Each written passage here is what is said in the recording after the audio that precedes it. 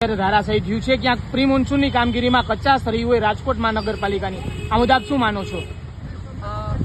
આજે ઓચિંતું વાતાવરણમાં બદલાવ આવવાને લીધે થઈને અને વાવાઝોડાની અસર દેખાવાને લીધે થઈને આ હોર્ડિંગ ધરાશાયી થયું છે, પણ સદનસીબે કોઈ પણ જાતની જાનહાનિ થઈ નથી કે કોઈ પણ જાતનો અણબનાવ બન્યો નથી.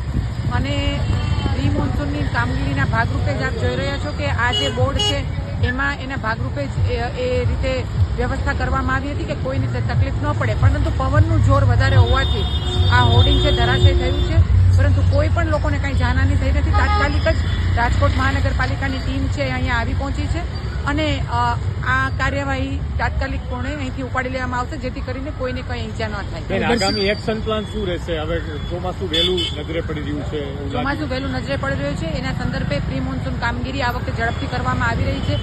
તમામ બોકડાઓની સફાઈ અત્યારે ચાલી રહી છે.